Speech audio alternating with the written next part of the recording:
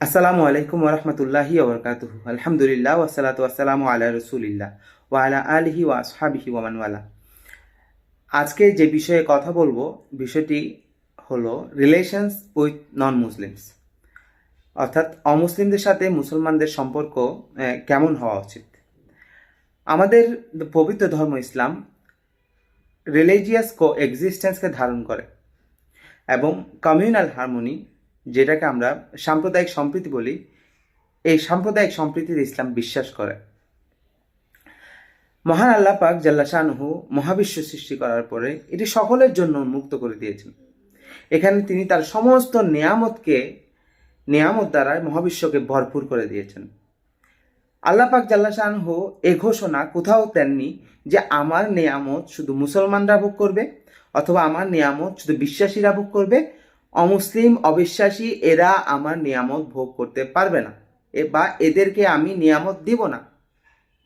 আল্লাহ পাক জাল্লা শানহু তার নিয়ামতকে মুসলিম অমুসলিম বিশ্বাসী অবিশ্বাসী সকলের জন্য উন্মুক্ত করে দিয়ে আমাদেরকে রিলিজিয়াস এক কোএক্সিস্টেন্স এবং কমিউনাল হারমোনি অর্থাৎ সাম্প্রদায়িক সম্প্রীতি শিক্ষা দিয়েছেন।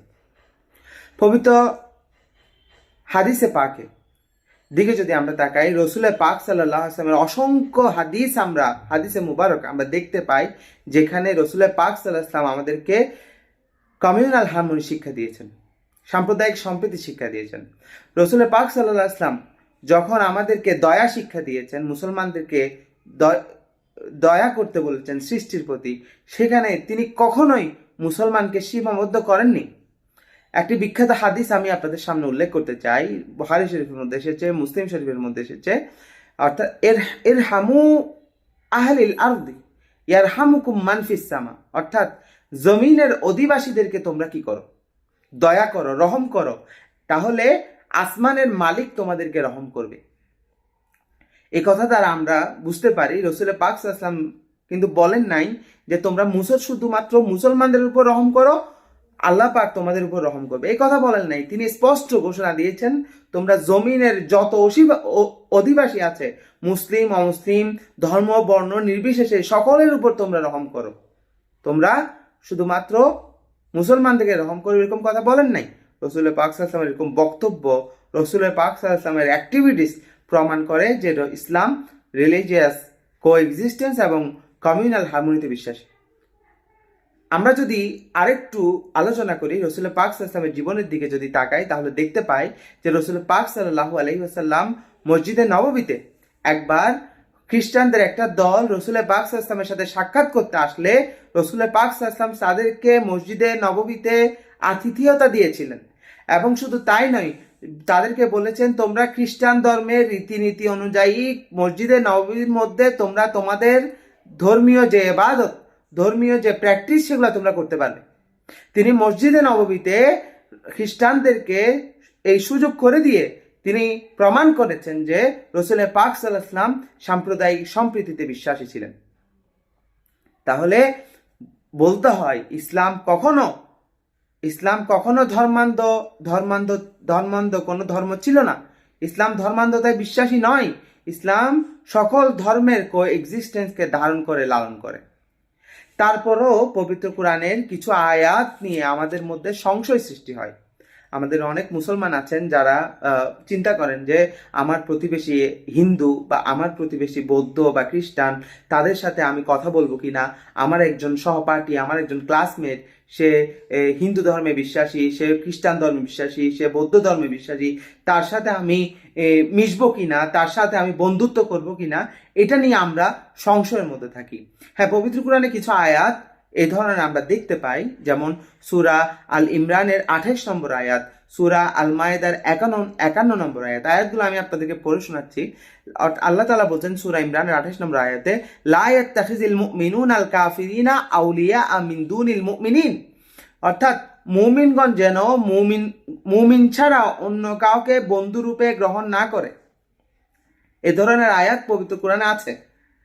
এখন কথা হলো, যারা এ ধরনের আয়াত বাংলা অনুবাদ করেছেন তারা কি সঠিক অনুবাদ করেছেন কিনা, তারা অনুবাদ কিভাবে করতে হয় সে নিয়ম তারা জানেন কিনা।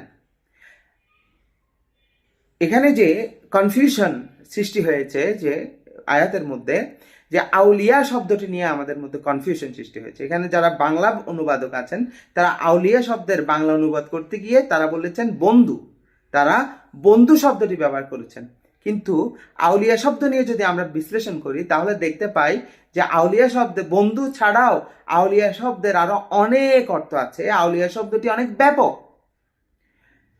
আমি একটি অর্থ জানি বলে ওই অর্থটি আমি আয়াতের ক্ষেত্রে ব্যবহার করে ফেললাম, তাহলে তো সেটা আর অনুবাদ হলো না। অনুবাদ করার জন্য অনেক নিয়ম নীতি আছে, এগুলো আমাদের অনুবাদ করার আগে এগুলো আমাদের জানতে হবে, বুঝতে হবে। আউলিয়া শব্দটি ওয়ালি শব্দের বহুবচন।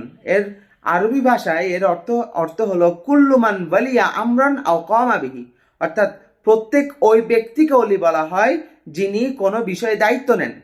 অর্থাৎ এক কথায় যদি আমরা বলি অলি শব্দের অর্থ হচ্ছে অভিভাবক। হ্যাঁ, আরবি শুধু তাই নয়, আরবি ভাষায় আপনাদেরকে একটা ইনফরমেশন দেই, আরবি ভাষায় প্রত্যেকটা শব্দের 50 থেকে 60টা করে অর্থ আছে। অনেক শব্দ আছে যেটার 100-এরও বেশি অর্থ পাওয়া যায়। এখন আপনি কোথায় কোন অর্থ ব্যবহার করবেন সেটা যদি না জানেন তাহলে তো একটা ঝামেলা সৃষ্টি হয়ে যাবে।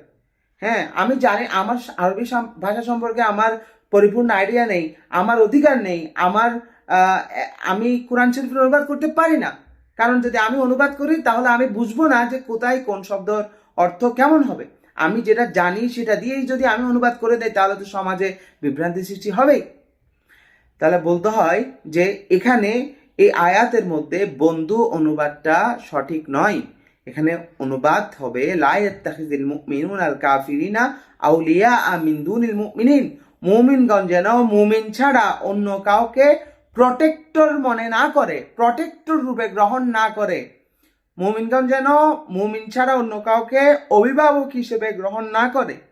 কুরআন শরীফে আরো আছে ইয়া আইয়ুহাল্লাযিনা আমানু লা তাত্তাখিযুল ইয়াহুদা ওয়ান নাসারা আউলিয়া, অর্থাৎ হে মুমিনগণ, আল্লাহ বলছেন হে মুমিনগণ তোমরা ইহুদি নাসারাদেরকে প্রটেক্টর বানায়ো না, প্রটেক্টর হিসেবে গ্রহণ করো না।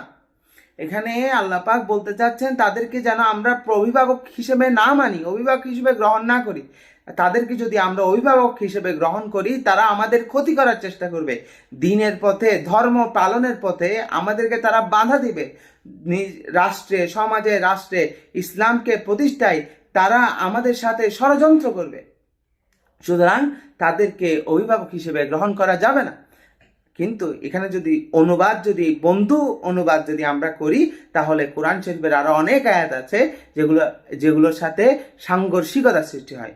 পবিত্র কোরআনের বন্ধুত্বের ক্ষেত্রে, অমুসলিমদের সাথে বন্ধুত্বের ক্ষেত্রে, সহানুভূতি প্রদর্শনের ক্ষেত্রে, মহানুভবতা প্রদর্শনের ক্ষেত্রে পবিত্র কোরআনের মানদণ্ড হচ্ছে সূরা মুমতাহিনার 8 নম্বর আয়াতের সাথে হচ্ছে লা ইয়ানহাকুমুল্লাহু আনিল্লাযিনা লাম ইউকাতিলুনাকুম, যারা তোমাদের বিরুদ্ধে যুদ্ধ করে না, অমুসলিমদের মধ্যে যারা তোমাদের বিরুদ্ধে যুদ্ধ করে না, ফিদ্দিন দিনের ব্যাপারে যারা যুদ্ধ করে না, ওয়ালাম ইউখরিজুকুম মিন দিয়ারিকুম, এবং তোমাদের ঘর হতে তোমাদেরকে বের করে দেয় না, তাদের সাথে তোমরা ভালো আচরণ করো।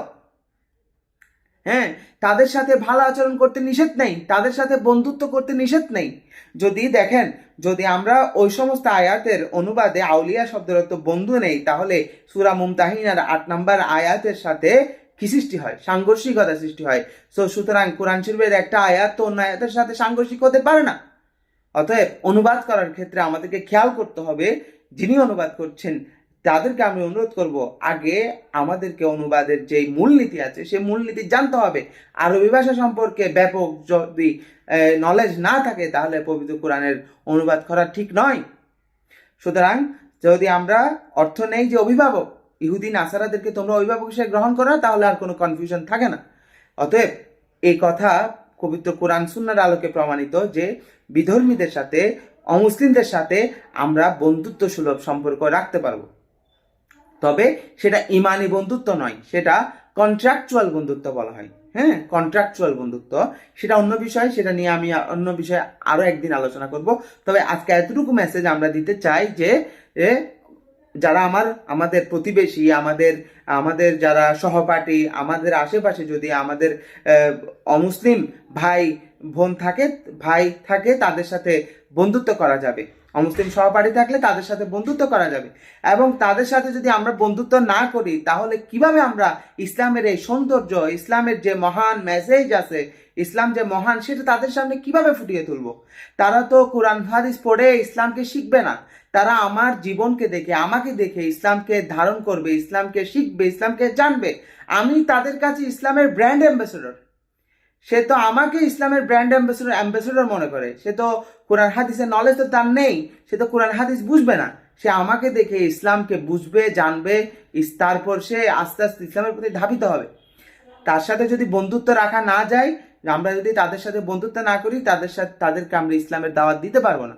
হ্যাঁ, যারা আমরা মুসলমান আছি, যারা আমরা ইমানদার আছি, আমাদের নিয়ত থাকতে হবে আমি একজন অমুসলিমের সাথে বন্ধুত্ব করছি এই নিয়তে, যাতে তাকে আমি ইসলামের দিকে নিয়ে আসতে পারি। সুতরাং আজকে আমি আর কথা দীর্ঘায়িত করব না, এতটুকু প্রমাণিত যে ইসলাম অমুসলিমের সাথে বন্ধুত্ব করতে, সহানুভূতি প্রদর্শন করতে, তার প্রতি দয়া করতে কোনো রূপ বাঁধা নেই। ইসলামে কোনো বাঁধা নেই।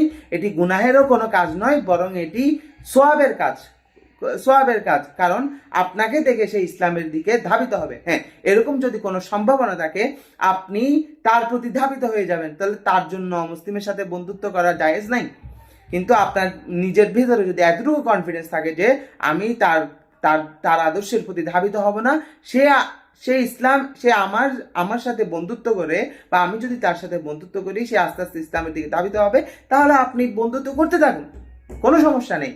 পৃথিবীতে অনেক স্কলারের হাতে, যে তারা বিভিন্ন স্কলার, এমন অনেক স্কলার আছেন তাদের শত শত অমুসলিম বন্ধু রয়েছে, তারা রিলেশন মেনটেন করেন, তারা একটা অমুসলিমদের সাথে একটা সুসম্পর্ক মেনটেন করেন। এবং আমরা যারা আজহার শরীফে পড়েছি, আমরা দেখেছি শেখুল আজহার ডক্টর আহমদ তৈয়বের অফিসে প্রতিদিন অসংখ্য নন মুসলিম তার সাথে দেখা করেন, তার সাথে সাক্ষাৎ করেন। গির্জার যে খ্রিস্টানদের যে প্রধান আছে, তার সাথে শেখুল আজহারের একটা বন্ধুত্বপূর্ণ সম্পর্ক আছে। তো সুতরাং এটা কোরআন হাদিস এবং ইসলামী স্কলারদের অবস্থান থেকে আমরা প্রমাণ পাই যে অমুসলিমদের সাথে বন্ধুত্ব করতে কোনো কোরআন হাদিস অনুযায়ী কোনো বাধা নেই, বরং তাদের সাথে বন্ধুত্ব করা উচিত। কেননা আমাদের বন্ধুত্বপূর্ণ সম্পর্কের মাধ্যমেই তাদের কাছে আমরা ইসলামের দাওয়া পৌঁছাতে পারবো। হ্যাঁ, কিন্তু তাদেরকে অভিভাবক হিসেবে গ্রহণ করে যাবে না তারা, কারণ আমরা বাস্তবতার নিরিখে আমরা দেখতে পাই ইহুদি নাসারারা ইসলামের প্রধান দুশমন, তারা কখনো মুসলমানদের ভালো চায় না। সুতরাং কোনো রাষ্ট্র, কোনো ব্যক্তি যদি তাদেরকে অভিভাবক মনে করে, দেখা যাবে আস্তে আস্তে সে এমনভাবে আমার মধ্যে অন্য মুসলমান ভাইয়ের সাথে আমার শত্রুতা তৈরি করবে। সুতরাং আজকে এখানেই শেষ করছি। শেষ করার আগে মেসেজ দিয়ে যাচ্ছি যে আমরা কখনোই তাদেরকে অভিভাবক হিসেবে গ্রহণ করব না, তবে আমরা পার্সোনাল রিলেশন মেনটেন করব, বন্ধুত্বপূর্ণ সম্পর্ক রাখবো, যদি সে আমার ধর্মের ক্ষতি না করে। আজ এ পর্যন্তই। আসসালামু আলাইকুম ওয়া রাহমাতুল্লাহি ওয়া বারাকাতুহু।